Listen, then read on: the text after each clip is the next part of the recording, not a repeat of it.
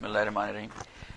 अच्छा, मैंने जो अपने एमक्यूएम के दोस्त हैं उनकी बातें सुनी, इन्होंने बड़ी मोटी मोटी चीजें, मैं तो पूछना चाहूंगा कि बिल जो है इन्होंने पढ़ा है क्या? जी मैंने पढ़ा।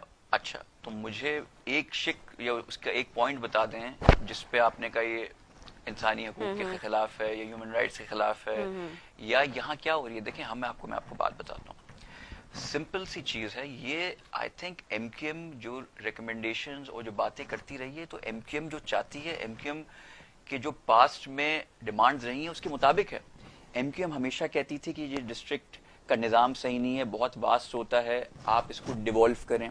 हमने कर दिया। टाउन्स, जो बेन के मेयर होते थे मुस्तफा कमाल साहब, उस वक्त टाउन सिस्टम होता था, ठीक है ना, डीएमसी वगैरह नहीं होते, डिवॉल्व किया हुआ था कि जैसे डिस्ट्रिक्ट सेंट्रल है, एक बहुत बड़ा इलाका है, उसमें अब हमने उसको डिवॉल्व करके पावर्स नीचे दे दिए ग्रास रूट पे। ये बात ही वो करते थे। ये हमने तो वो चीजें, हम तो हैरान हैं कि सब बाकी पार्टी छोड़ें, एमक्यूएम को क्या इतराज है, इसलिए कि हमने तो वही रेप्लिकेट कर दिया सिस्टम जो माजी में होता था, जो एमक्यूएम को बड़ा बड़ा पसंद था, और यही सजेशंस देते थे कि जी टाउन सिस्टम ले आए, नीचे दें, आपकी जो डिस्ट्रिक्ट होता है, डिस्ट्रिक्ट सेंट्रल है, इतना बड़ा है, एक आदमी से संभाला नहीं जाता। वही चीजें अब जैसे सेंट्रल है, उसमें हो सकता है 5 टाउन हो, उसमें नीचे तक ग्रास रूट पे पावर दी जाएगी, ग्रास रूट से काम होंगे, आसानी होंगे, माइक्रो मैनेजमेंट होगी चीजों की। पहली चीज। दूसरी चीज, हमेशा इनकी शिकायत रहती थी कि जी मेयर जो है उसके पास इख्तियारात नहीं है। इस दफा ये जो आया है नया लॉ, उसके तहत जो है मेयर को सिंध बिल्डिंग कंट्रोल और वाटर बोर्ड, उसकी भी पावर जो उसमें रोल दे दिया गया है। तो मुझे तो हैरत है कि अगर ये कह रहे हैं बिल पड़ा है, तो मसला क्या है, इशू क्या है, हुआ क्या है? ठीक है, अच्छा अब आ जाए प्रोटेस्ट पे। ये देखें, ये सब चीजें हो रही हैं, इनको ये जो होती है ना चिंगारी, वो एक कैंडल बुझने से पहले जो आखिरी उसमें स्पार्क मारती है, वो एमक्यूएम का मुझे वही लग रहा है।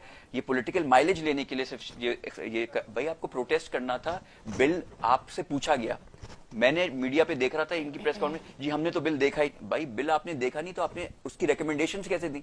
इनकी तरफ से रिकमेंडेशंस एमक्यूएम की तरफ से आई हुई हैं कि बिल को अमेंड किया जाए, अमेंडमेंट्स के लिए। अगर आपने पढ़ा नहीं था बिल या आपको नहीं दिखाया गया था पहले, तो यही आपकी बात जो है कॉन्ट्रडिक्ट हो रही है। अगर आपने नहीं देखा था तो ये आपने रिकमेंडेशंस किस बुनियाद पे दी अमेंडमेंट्स की?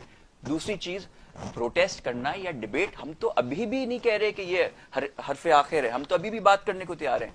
ये डिस्कशन ये पॉलिटिकल माइलेज के लिए नहीं होता। तो जब ये टेबल हो रहा था बिल, आपको मौका दिया जाता है, आप खड़े हों, आप असेंबली के फ्लोर ऑफ द हाउस पे स्पीच दें कि जी नहीं ये चीज नहीं है, ये अवाम के हक में नहीं है। वो कोई बात आपने नहीं की।